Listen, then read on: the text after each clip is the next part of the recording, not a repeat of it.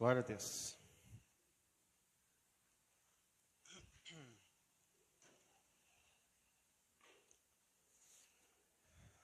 Queria começar pedindo que você prestasse atenção nessa caixa.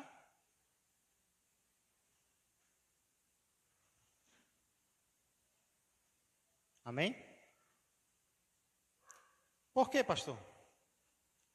O motivo é porque essa caixa tem a ver com o que nós vamos estudar hoje. Na verdade, ela tem a ver com a minha vida e com a sua vida.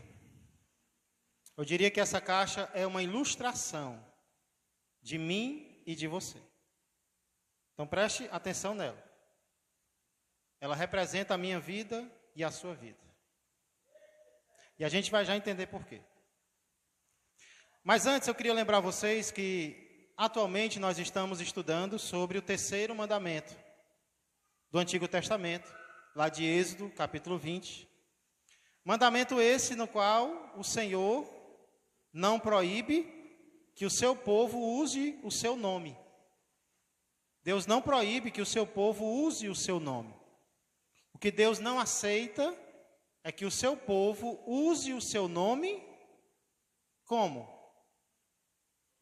Em vão. E o que significam as palavras em vão? Nós vimos que elas têm dois significados básicos. Em vão significa em falsidade e em vão significa em futilidade. Nós podemos, então, tomar o nome do Senhor em vão de duas maneiras. Quando nós usamos o nome do Senhor ligado a alguma falsidade, e quando nós usamos o nome do Senhor em situações fúteis, situações sem importância. E nós começamos vendo um exemplo de uma ocasião, de uma situação na qual nós podemos usar o nome do Senhor de maneira falsa. É quando nós usamos o nome de Deus em palavras ou em projetos que não agradam a Ele. Em palavras ou em projetos nos quais Ele não está, que não pertencem a Ele. E nós vimos alguns exemplos disso. Por exemplo, no Antigo Testamento o povo poderia jurar falsamente. Jurava, colocava o nome de Deus, só que aquilo pelo qual ela jurava era uma mentira, aquilo não havia acontecido. E nós lembramos que isso pode acontecer conosco também, né? Quando a gente jura e a pessoa pergunta, você jura por Deus? E aí, se nós não tivermos cuidado, a gente acaba jurando, coloca o nome de Deus, mas em algo que é mentira, algo que é uma falsidade. A gente quer escapar daquela situação, né, difícil na qual nos colocaram. Então a gente põe o nome de Deus ali, mas em uma mentira. Nós juramos por algo que não aconteceu. E nós vimos que o exemplo mais comum na Bíblia é em profecias falsas. Nós lemos alguns textos nos quais Deus repreende os profetas da época de Jeremias, por exemplo, porque eles estavam profetizando do seu próprio coração. Eles estavam transmitindo ao povo mensagens que Deus não mandou eles entregarem. E normalmente como são as mensagens que os falsos profetas entregam? Muitas vezes são mensagens de conforto, né? São mensagens que massageiam o ego. Na maioria das vezes a gente vê isso acontecendo. Não que Deus não tenha conforto para nos dar, mas se nós não tivermos cuidado, nós vamos querer agradar as pessoas, dizendo não o que elas precisam ouvir, mas o que elas querem ouvir. E era o que os falsos profetas faziam. O povo estava em pecado, prestes a ser disciplinado, e os profetas diziam, não, vai ter paz, vai ter prosperidade, né? Vai ter a ajuda de Deus. O inimigo já estava lá, cercando o povo. O que é que esses dias eu li? O que é que um profeta dizia? Daqui a 2 anos, os babilônios vão embora daqui. A Jeremias, olha que coisa boa, né? Daqui a 2 anos eles vão. Mas palavra boa só merece ser acreditada quando ela se cumpre, viu? Então vamos esperar se cumprir. E aí todos ficam com raiva de Jeremias, e Deus vem e defende o seu servo.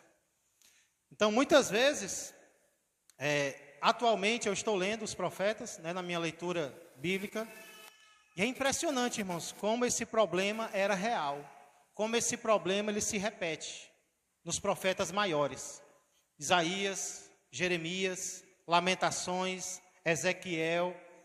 Esse problema se repete muito. Deus repreende muito os profetas do seu povo. Não eram os profetas pagãos, não. Os profetas de Israel, porque eles estavam dizendo ao povo que Deus não mandou eles dizerem. Então, uma das maneiras pelas quais nós podemos usar o nome de Deus em vão é quando nós colocamos o nome de Deus em palavras que Ele não mandou dizer, ou em projetos que Ele não abençoou. Projetos que não são de Deus, a gente diz, não, isso foi Deus, é de Deus. Aí Deus diz, não é meu, isso é seu, não é meu não. Hoje, porém, a gente vai ver outro exemplo no qual a gente pode usar o nome do Senhor com falsidade. E agora não é mais na questão de palavras, mas na questão do viver. É quando o nosso viver não está de acordo com a vontade de Deus. Sendo mais específico, uma outra situação na qual a gente pode usar o nome do Senhor em vão é quando usamos o nome de Deus, mas vivemos de forma contrária ao que Ele nos ensinou. Nós usamos o nome de Deus, nós carregamos o nome de Deus, mas vivemos de forma contrária ao que Ele nos ensinou em Sua palavra.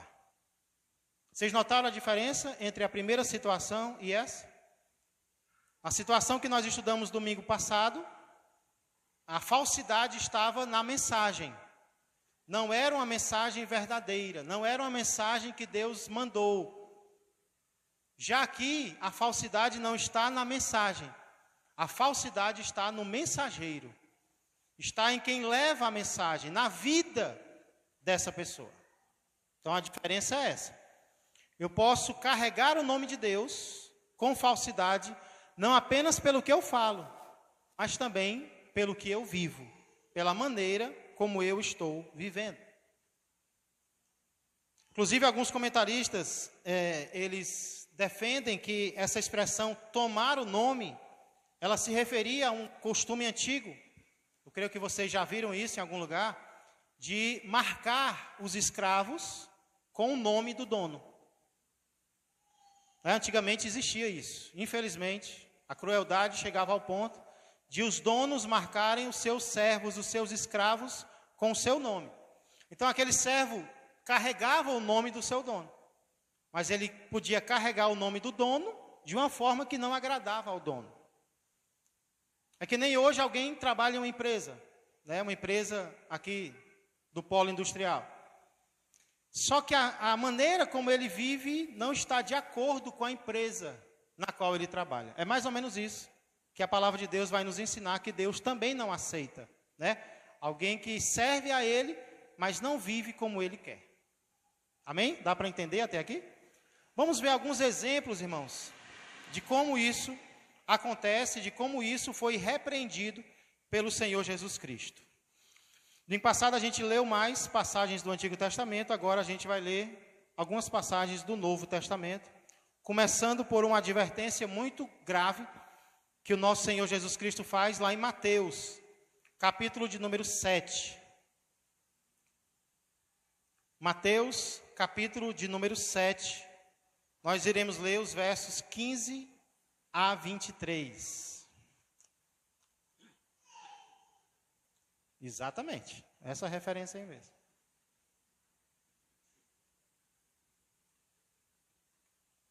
Mateus capítulo 7. Vamos ler a partir do 15. Amém? Diz assim. Mateus 7, a partir do verso 15 até o 23 diz: palavras do Senhor Jesus. Acautelai-vos dos falsos profetas, que se vos apresentam disfarçados em ovelhas, mas por dentro são lobos roubadores. Pelos seus frutos os conhecereis. Que frutos são esses? A gente vai já ver. Colhem-se porventura uvas dos espinheiros ou figos dos abrolhos? Assim toda árvore boa produz bons frutos, porém a árvore má produz frutos maus. Não pode a árvore boa produzir frutos maus, nem a árvore má produzir frutos bons. Toda árvore que não produz bom fruto é cortada e lançada ao fogo. Assim, pois, pelos seus frutos os conhecereis. Verso 21. Nem todo que me diz, Senhor, Senhor, entrará no reino dos céus, mas aquele que faz a vontade de meu Pai que está nos céus.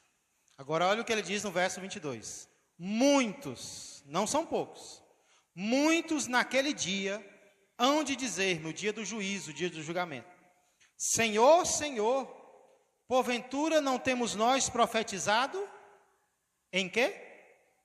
Em teu nome, e em teu nome não expelimos demônios, e em teu nome não fizemos muitos milagres? Então lhes direi explicitamente, nunca vos conheci, apartai-vos de mim, os que praticais a iniquidade. Irmãos, que texto solene esse. Que texto sério, que texto grave da palavra do Senhor, se encontrando no Novo Testamento. Aqui Jesus fala sobre profetas, né? Ele começa falando, acautelai-vos dos falsos profetas. Mas qual é a ênfase de Jesus aqui? A ênfase de Jesus não é tanto a profecia, e sim o profeta. A ênfase aqui não é tanto a mensagem falsa, mas o mensageiro falso. Não é tanto o que ele diz, mas quem ele é. Pelos seus frutos os conhecereis.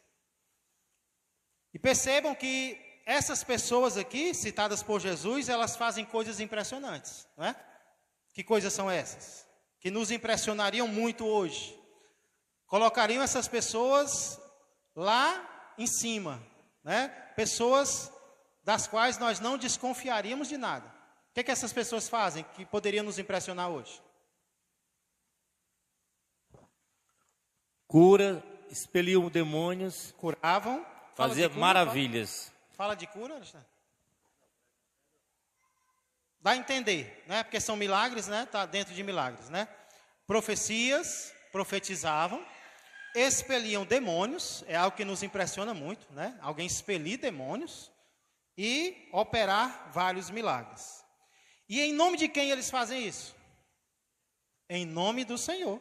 Em teu nome, nós não fizemos isso, Senhor? Ou seja, é como se eles citassem o nome de Jesus enquanto estavam operando milagres. Em nome de Jesus eu te ordeno, sai.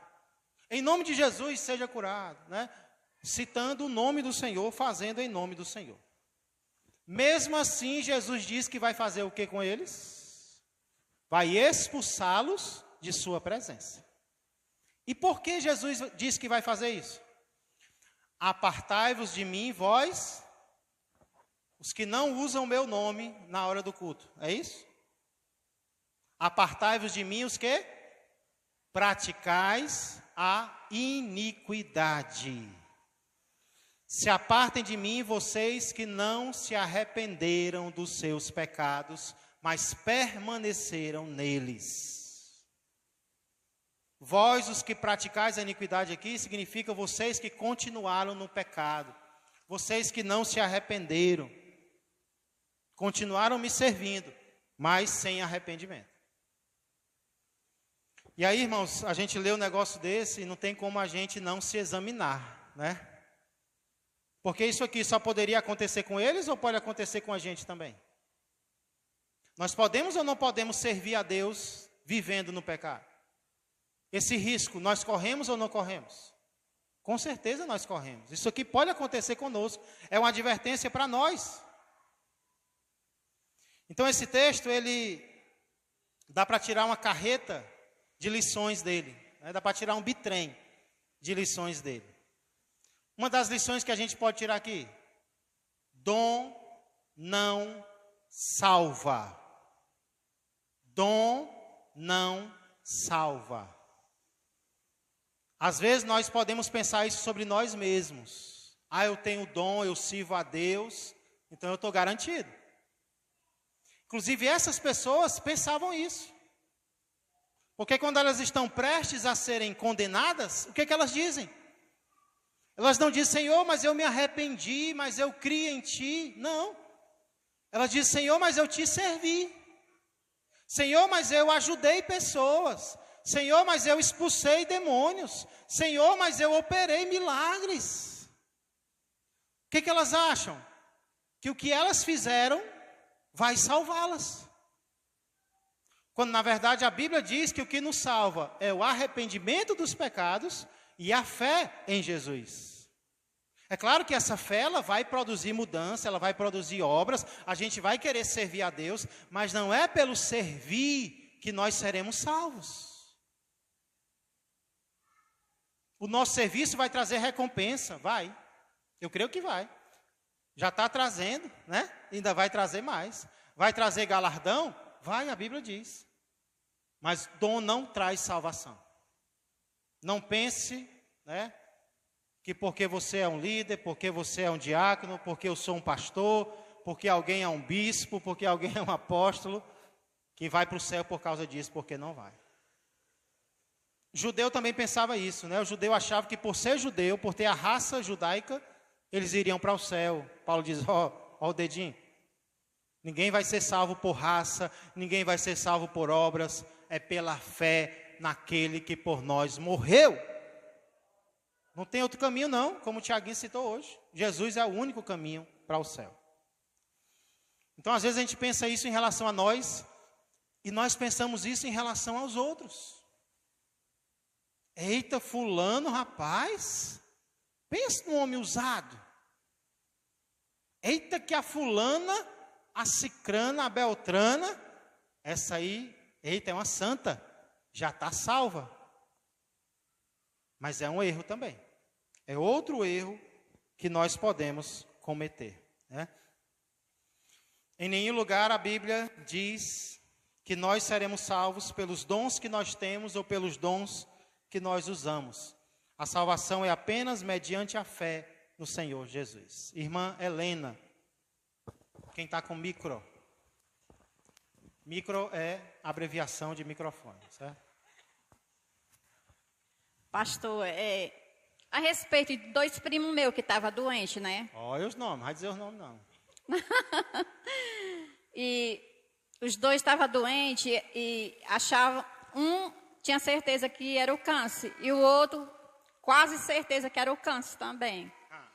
Aí essa semana a minha irmã me contando que um parece que não é o câncer, é massa, é caroço de massa. E ele foi para a igreja assim mesmo doente, antes de saber da notícia. Ele foi para a igreja, aceitou Jesus e com a fé, ele disse para mim que tinha fé em Deus, que ia ficar bom, né? E o senhor sabe que eu fui lá na casa dele orar por ele. Sim. Orei por 2, né? Eu não sei porque às vezes eu sinto desejo de orar pelaquela pessoa, quando eu vejo uma pessoa doente, né? Pode ser eu não bom. sei se isso é errado, né? Não. Mas um dos irmãos dele disse para mim, o outro que estava com câncer, disse assim, um dia desse ele disse assim, olha, meu irmão está mais mal do que eu. O que está com câncer, né? Ele disse assim, meu irmão está mais mal do que eu tô bem. Mas só que esse está com câncer, né? E esse outro que aceitou Jesus, descobriram que os caroços dele é de massa, certo. Não é o câncer, que ele fez os exames. Aí, ele disse, esse que está com câncer, disse assim, ora, meu irmão aceitou Jesus, foi para a igreja, e eu não vou aceitar Jesus, não, eu não quero ser crente. Aí eu disse assim, meu filho, para você aceitar Jesus, você não precisa estar dentro da igreja, não. Você pode aceitar Jesus na sua casa, onde você estiver. E quem convence nós não é, né? Não é a gente que queira, não. É Deus que quer que a gente, né, participe, vá para a igreja. E engraçado, irmã, pastor, que esse que está doente disse assim, que não quer ser crente, né? Mas não quer aceitar Jesus. Eu disse, meu filho, aceite Jesus, porque Deus pode lhe curar também. Deus pode fazer a obra dele, né, na sua vida. Não curar você, o seu corpo, mas curar você do espírito, né? Pois é, pastor, é sobre isso. Pois E é. eu fiquei muito feliz. Glória a Deus. A gente tem que separar, irmã Helena, a cura física da cura espiritual. Na Bíblia a gente vê várias pessoas que foram curadas fisicamente, mas isso não significa que elas foram salvas. Porque uma coisa é eu receber uma bênção de Deus, outra coisa é eu decidir colocar a minha fé em Jesus como meu Senhor e Salvador. Então, o que eu estou querendo dizer? Eu posso ter fé para ser curado e não ter fé para ser salvo. Entendeu?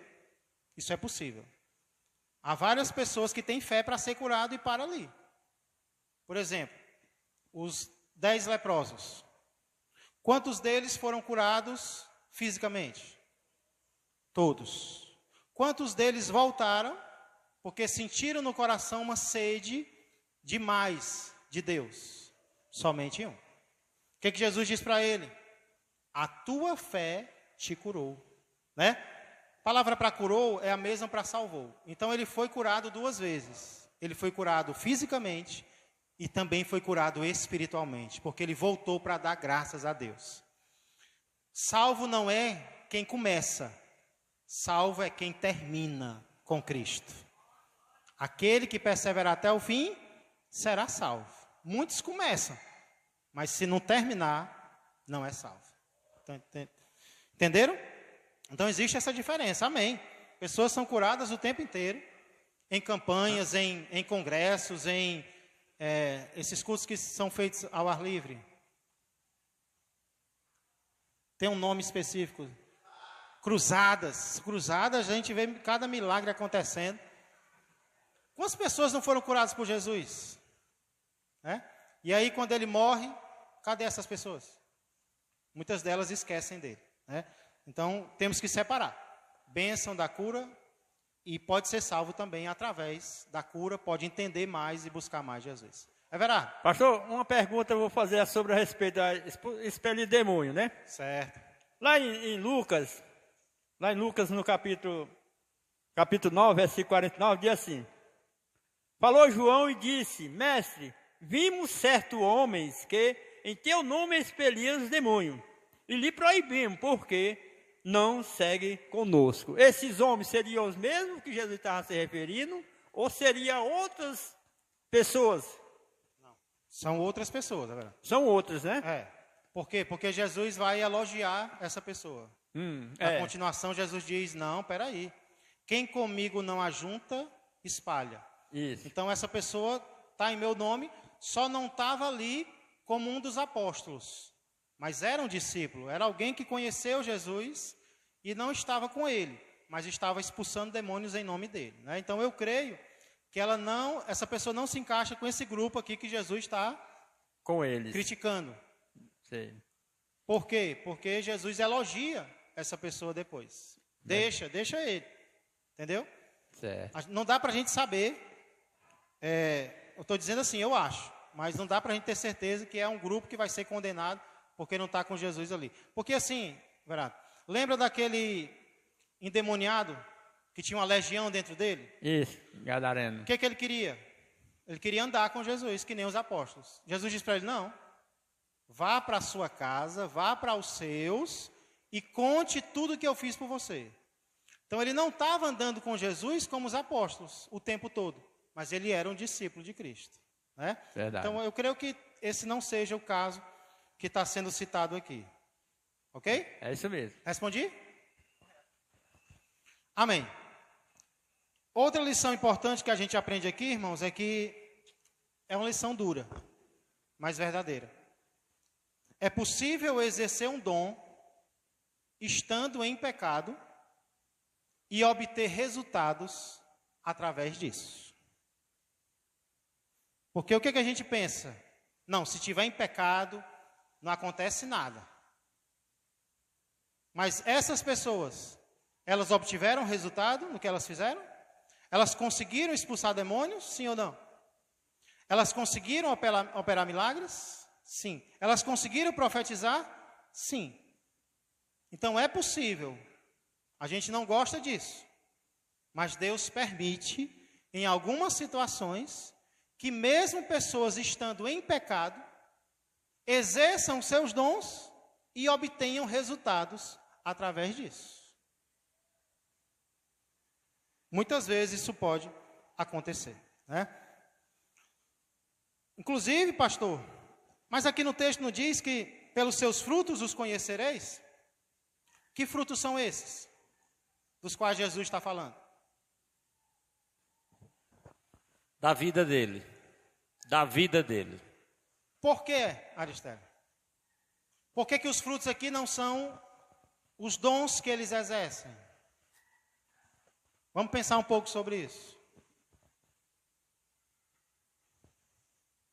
Vocês entenderam a minha pergunta ou não?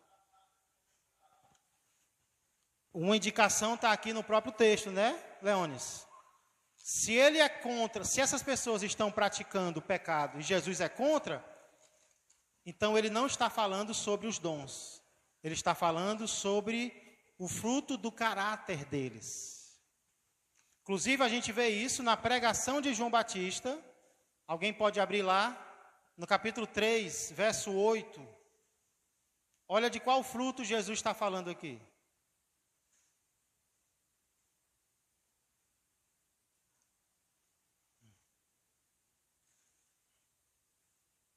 Alguém lê? 8. Mateus 3 e 8. Produzir, pois, frutos dignos de arrependimento. Muito bem. João Batista está dizendo isso para quem? Para os fariseus, para os saduceus, que estavam indo para o batismo, só olhar, né? Só criticar. Estava ali misturado com o povo. O que o João Batista diz para eles? Produzam frutos de arrependimento. Irmãos, o arrependimento verdadeiro, ele vai produzir mudança. Ele vai produzir frutos. Ô, bênção, obrigado. Velho. Ele vai produzir mudança. O que é o fruto de arrependimento aqui? É a mudança de vida. João Batista disse, vocês têm que produzir isso. Não adianta vocês ficarem tentando escapar do juízo de Deus, não. Não vai adiantar, não. Vocês têm que produzir mudança na vida de vocês. Então, quando Jesus diz, pelos seus frutos os conhecereis, irmãos, não é o fruto ministerial, não. Porque às vezes a gente diz isso, olha, rapaz, se ministério tal não fosse de Deus, não estaria ganhando almas. Esse não deve ser o nosso único critério. É claro que ele é um deles. Deus vai abençoar a sua obra, claro. Mas além disso, eu tenho que olhar o quê? Os frutos de caráter, os frutos de mudança de vida daquela pessoa. Está dando para entender? Ou não? Então, o fruto aqui do qual Jesus diz é o fruto de mudança, é o fruto de caráter.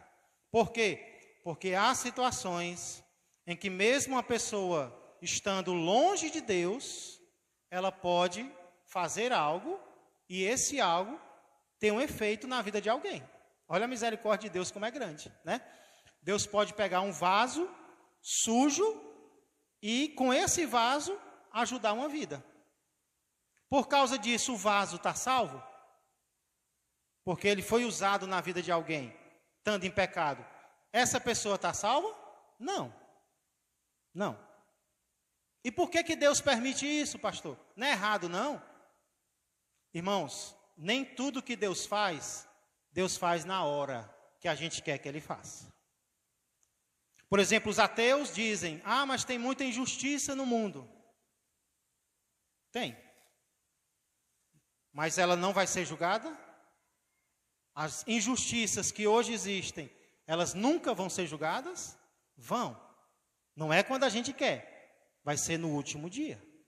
Então Deus vai julgar todos, né? E teve uma vez que eu e a Suiane estávamos ouvindo um servo dele, e ele dizendo como ele não entendia que pessoas que viviam, por exemplo, na homossexualidade, se diziam até pastores, tinham igrejas. Por que Deus não julga logo essa pessoa, né? Pessoas defendendo mesmo o homossexualismo, E aí ele, como é que pode um negócio desse? Por que Deus não disciplina logo? Aí veio no coração a resposta. O tempo da cobrança ainda não chegou. Mas vai chegar. Né? Vai chegar o tempo da cobrança. Suiane.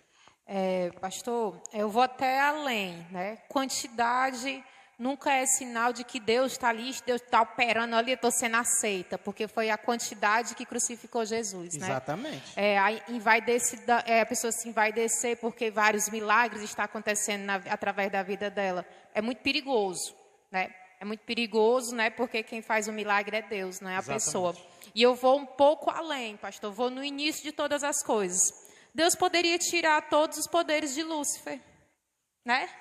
Lúcifer tem quantidade, Lúcifer faz proezas assim, né, da forma dele, enganosa e mentirosa, né? Mas ele é o pai da mentira, né? Deus poderia ter tirado, você não vai ter mais poder de nada, mas Deus, ele nos deu o livre-arbítrio para querer ele por amor, né? Então, o inimigo, ele pode oferecer muitas coisas. Então, quando você ama a Deus sabendo que é o melhor, e você tem que saber que a salvação é com ele, né? Enquanto o inimigo quiser aqui enganar, ele vai enganar, lhe dá até o que você quer, ou até mais.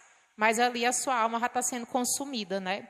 Então, o que o senhor estava falando ali, eu fui até no começo de todas as coisas, né? Deus não tirou.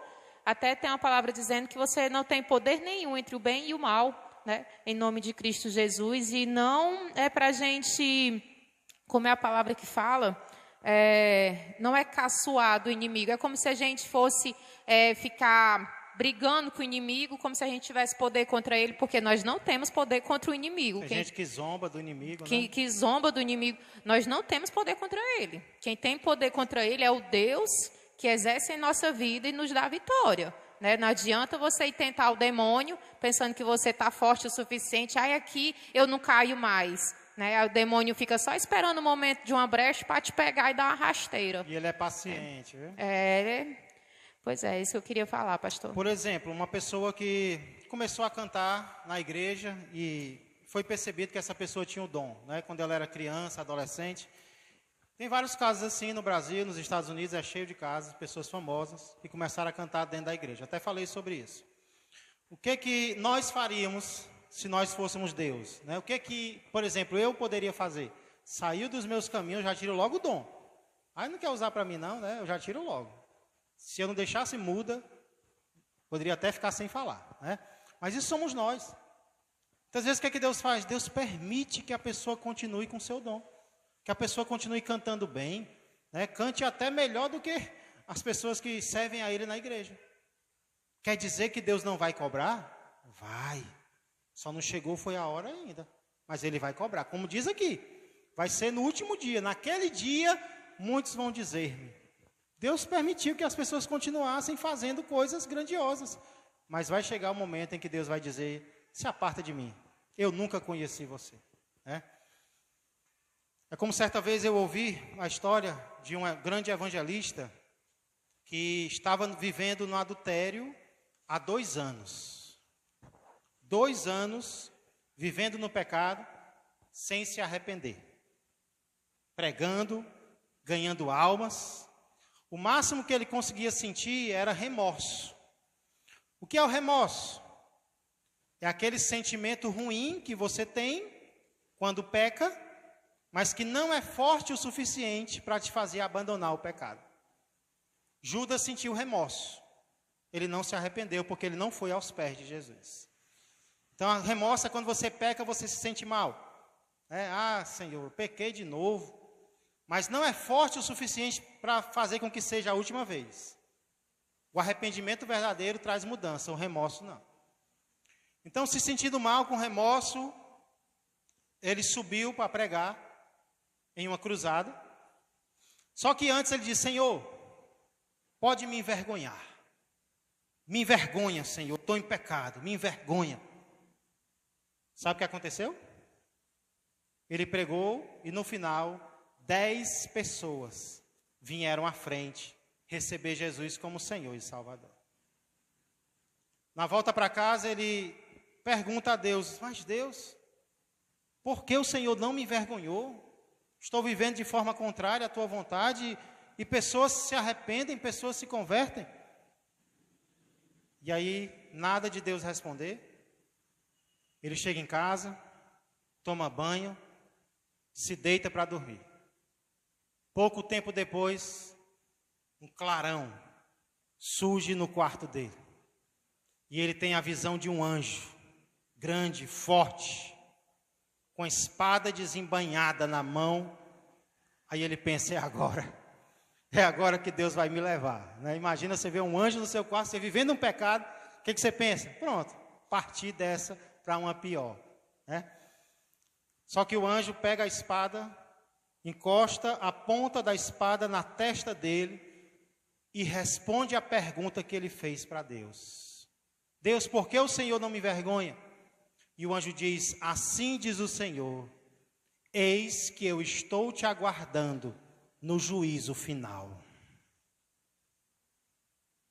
Deus não ia julgá-lo agora. Deus ia julgá-lo no juízo final. Mateus 7, então, é um texto muito solene. Queria ler só mais um com você, pequeno. Lá no capítulo 15, versos 7 a 9. Agora não é mais sobre milagres, agora é sobre adoração.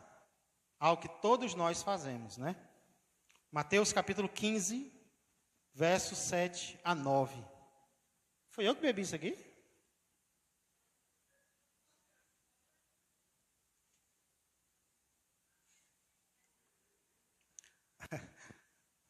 Mateus 15, 7 a 9. Amém? Hipócritas, bem profetizou Isaías a vosso respeito, dizendo, este povo honra-me com os lábios, mas o seu coração está longe de mim, e em vão me adoram, ensinando doutrinas que são preceitos de homens.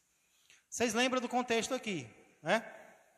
Jesus, na verdade os fariseus vêm criticar Jesus sobre questões de lavagem de mãos.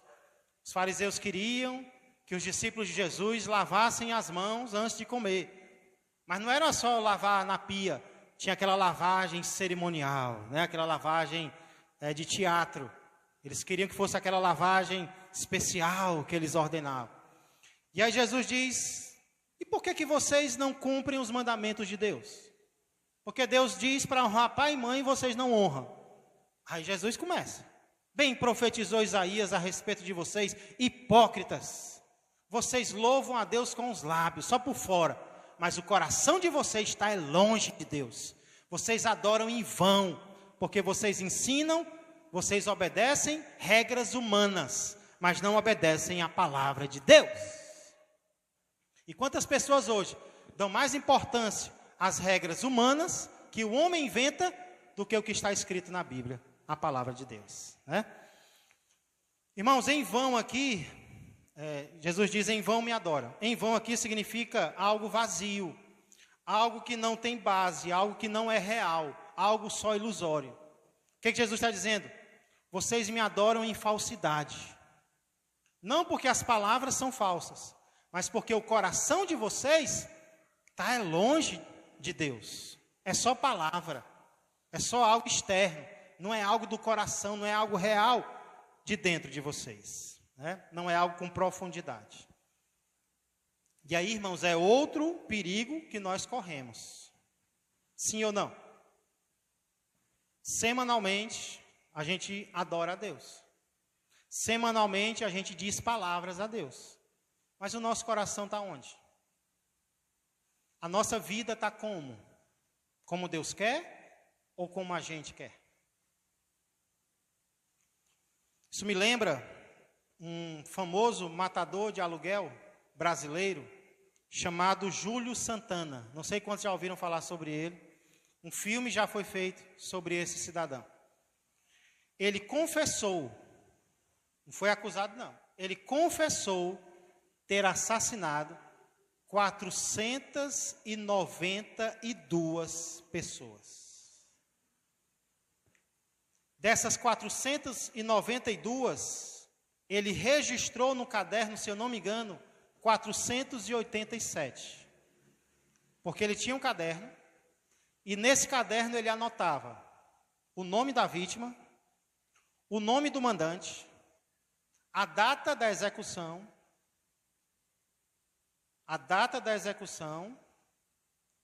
e também o local da execução e quanto ele recebeu pelo serviço. Então ele anotava. E ele anotou 487 mortes. Ele começou com 17 anos, incentivado pelo tio, que também era pistoleiro. E aí, esse sujeito, Júlio Santana, ele tem uma esposa e ele tem um filho. E por algum momento a esposa dele não sabe, até que ela descobre. E aí ela não quer mais nada com ele, se afasta dele totalmente. Só que as coisas ficam difíceis. Eles começam a passar fome. Ela trabalha e não dá certo, ele também trabalha e não dá certo. Aí alguém aparece na casa dele para incentivá-lo a voltar. E é como se a mulher agora deixasse, né? Fizeram um filme sobre ele, como eu disse, e no filme a cena que mais me impressionou, inclusive foi a única que eu lembrei, eu precisei, para eu fazer isso aqui que eu estou compartilhando com vocês, eu precisei assistir um pouco de novo, mas teve uma cena que não saiu da minha mente. É a cena na qual ele, a esposa e o filho, 12 para 13 anos, saem de casa e vão para uma igreja. E eu lembro até o louvor que estava sendo cantado. Entra na minha casa, entra na minha vida. No filme, eu não vou dar spoiler, mas eu vou dizer só essa cena. Ele está constrangido, como se ele achasse que não era digno de ficar ali, né? Ele fica assim meio desconcertado, mas a esposa dele não. A esposa dele louva, e ela levanta as mãos, e ela chora, e ela pega no menino. Rapaz, é algo assim tocante, é algo impressionante. Pastor, e qual é o problema de adorar a Deus assim? O problema é que nesse momento, ela já sabe o que ele faz, ela se beneficia dos crimes dele, porque agora ela vai onde ela quer e ela compra o que ela quer. E quando ele chega com a roupa suja de sangue, quem lava é ela. Inclusive na cena anterior, ela lava a roupa suja de sangue e ele sai para vir para a igreja. E na igreja, ela adora a Deus. E em vão me adoram. Com os lábios me adoram, mas o coração está longe de mim.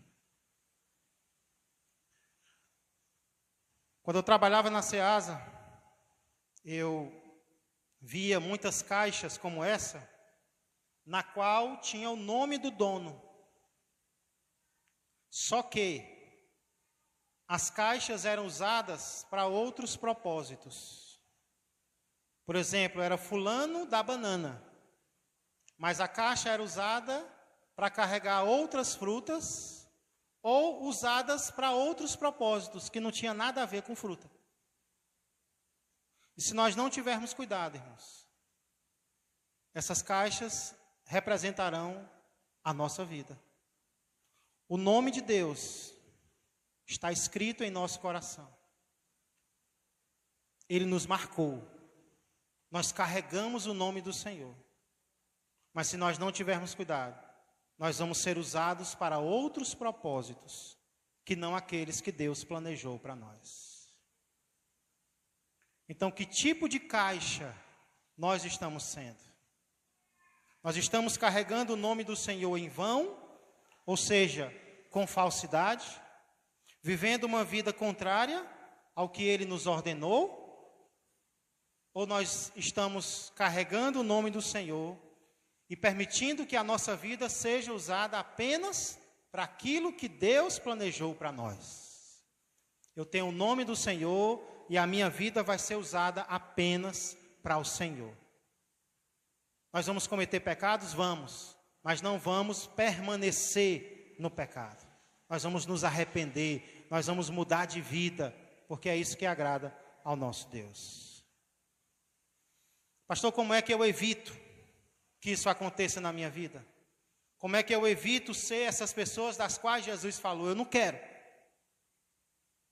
Irmãos, eu creio que uma das formas é lembrando o que Samuel disse para Saul. Eis que o obedecer é melhor do que o sacrificar. O que é o sacrificar? É o servir a Deus. É o fazer algo para Deus. Isso agrada a Deus? Agrada. Mas tem algo que agrada mais do que servir a Ele. O que é? É obedecer quando Ele me dá uma ordem. Aí eu posso fazer muito. Eu posso fazer pouco. Mas eu quero obedecer sempre ao meu Deus. Então, que possamos tomar essa decisão, igreja, de estar obedecendo a Deus em cada área em que Ele nos mandar. É fácil? É não. Fácil é ser hipócrita, né? Fácil é ser falso. É servir a Deus com a vida errada, permanecendo no pecado, consciência pesando, mas não abandona. Aí é fácil. Difícil é abandonar o pecado e se consertar com Deus. Irmã Helena, para a gente concluir. Pastor, na empresa, eu trabalho numa equipe, né? E tem meninas que não gostam uma das outras, né? Trabalhando na mesma equipe. Aí São crentes. Tem uma crente e eu crente. Tem umas que não são, né? Aí tem uma irmãzinha que trabalha numa linha e ela custa mais passar a produção dela, né? Eu sou a que termino mais rápido, né? Eu não estou me orgulhando de nada, né? Mas graças a Deus, que quando eu vou trabalhar, eu oro, peço a Deus que abençoe o meu dia e o meu instrumento de trabalho, né? Sempre eu oro a Deus todo dia, né? E leio o Salmo 91 todinho. E pastor, essa irmãzinha disse que não estava mais aguentando nessa linha. Uma vez eu quis trocar, que eu não gostava da máquina que eu estava trabalhando, não queria trabalhar na máquina dessa irmã. Aí, eu sei que ia ser uma confusãozinha para o meu lado, né? Mas, aí a irmã disse assim, dona Helena, eu não estou mais aguentando.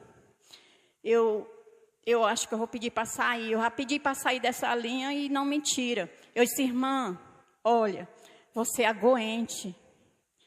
Você aguente, você ore a Deus, peça a Deus. E ore para essas pessoas que estão ali atacando. E eu sempre apacentando, né? Todas, né?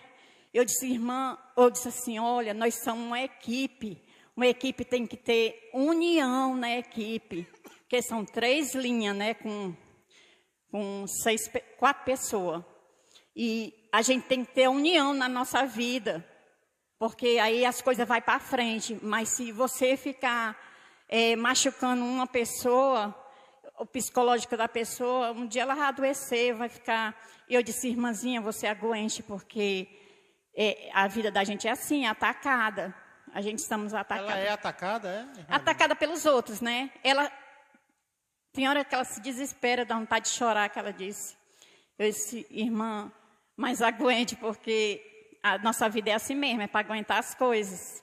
E ore, peça a Deus, né? Porque, engraçado, pastor, que na minha linha tinha uma menina que revisava minhas peças, né? E era só voltando peça para mim, só voltando. Aí eu comecei a orar a Deus, Senhor, faça alguma coisa. Resolva alguma coisa. E sabe o que foi que Deus fez, pastor? Ele tirou essa pessoa, são 3 revisoras em cada linha, né? Tirou essa revisora que estava me atacando, né? E não volta uma peça sequer para mim, pastor. E eu disse, o que tinha com essa menina? A menina reclamava que minhas pernas estavam abertas da calça. Reclamava qualquer besteira. Eu disse, mulher, eu trabalhei, foi muito tempo aqui, 6 anos. Nunca tive esse problema. E como é que você, voltando peça para mim direto? Aí entrou 2 revisoras, que é quando falta alguém, né? Aí entra outra. Mas não volta nenhuma peça para mim, pastor.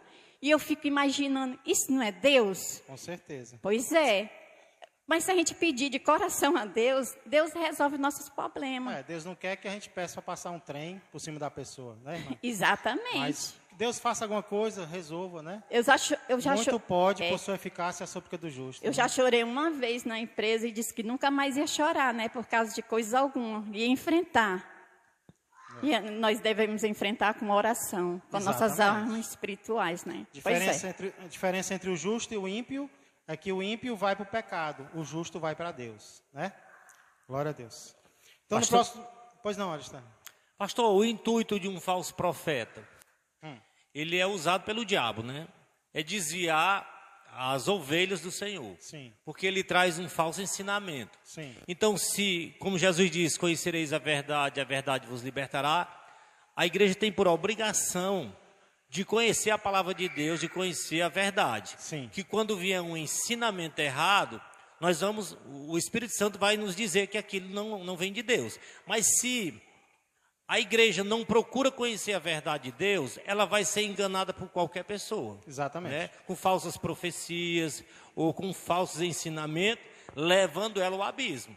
Então, o dever da igreja é conhecer a verdade. Quando Paulo pregava para os bereanos, eles consultavam se aquilo ali era verdade, não era? Com certeza. E Paulo até achou aquilo interessante, porque é o que nós devemos fazer, né? Nós não podemos aceitar qualquer ensinamento, né? Com certeza, Aristóteles. O apóstolo Paulo vai falar até sobre isso, né? Para não sermos levados ao redor por todo o vento de doutrina. O que é uma planta que ela não tem raiz, ela não tem sustento no chão, ela não tem base. O vento vem e leva ela para qualquer lugar. É uma palha seca. Mas se ela tiver raiz, se ela tiver base na palavra de Deus, o vento pode vir, ela pode se balançar, mas ela continua ali. Então, o crente tem que estar alicerçado na palavra do Senhor. Mesmo que alguns não queiram, outros vão querer, né, essa palavra. Sobre você não ser como a onda do mar. Sim, ali mais com respeito à fé. Né? à fé. É aquela fé que você acorda no dia e você está bem. Eita, que hoje eu sou crente. Aí no outro dia você acorda mal. Não quero mais saber de Jesus, não.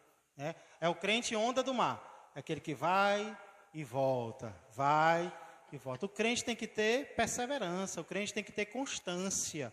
Senão ele não consegue nada de Deus, não. E eu tenho que ter propósito. Hoje eu não estou me sentindo bem, mas eu sou crente. Quero ser mais crente do que ontem.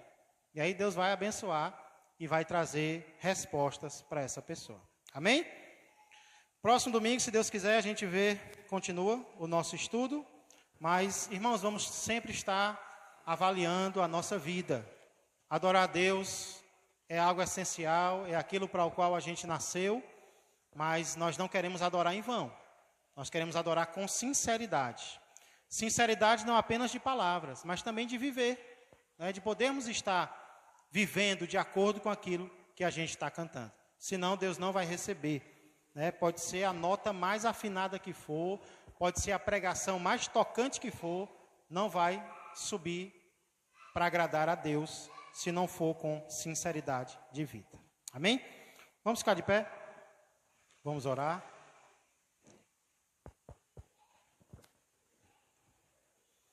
Exatamente às 10h33, quase virando para 34.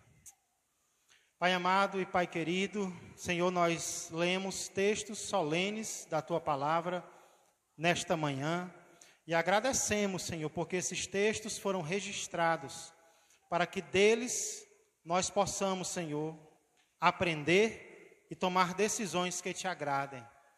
Senhor, muito melhor é que façamos algo menos impressionante aos olhos das pessoas e Te agrademos, do que fazermos, Pai, aquilo que admira aos homens, mas não alegra o Teu coração, Pai. Nos ajuda a Te agradar, Senhor, da forma como o Senhor nos chamar para fazer. Não apenas com as nossas palavras, nós não queremos ser falsos profetas, nós não queremos transmitir mensagens que o Senhor não mandou, nós não queremos dizer apenas, Pai, coisas açucaradas. Claro que precisamos confortar uns aos outros, precisamos, Senhor, fortalecer uns aos outros, mas nós queremos também, Senhor, dizer que há perigo na maneira como se vive. Então vem nos usar, Pai, para sermos fiéis, para sermos sinceros, para sermos honestos uns com os outros, amarmos uns aos outros verdadeiramente. E não apenas com as nossas palavras, Senhor, mas também com o nosso andar, com o nosso vestir, com o nosso viver. Pai, que estejamos longe da hipocrisia, que estejamos longe, Pai, de viver uma vida de pecado, quando ninguém está nos observando, quando ninguém está nos vendo. Nós não queremos ser outra pessoa, nós queremos ser a mesma pessoa, Pai. Então vem nos ajudar com a Tua graça, porque sozinhos nós não conseguimos. Muito obrigado, abençoa o Teu povo, que possamos ser caixas que são marcadas com o Teu nome, Pai, e que não apenas isso, são usadas para a glória do Teu nome também. Tudo isso eu peço e já agradeço em nome de Jesus. Continua nos abençoando no dia de hoje, até a noite, com a Santa Ceia, em nome do Senhor. Que a graça do Senhor Jesus, que o amor do Pai e que a comunhão do Espírito Santo permaneçam e cresçam mais e mais na vida e na família de todos vós. Um ótimo dia a todos e até a noite, se Deus quiser.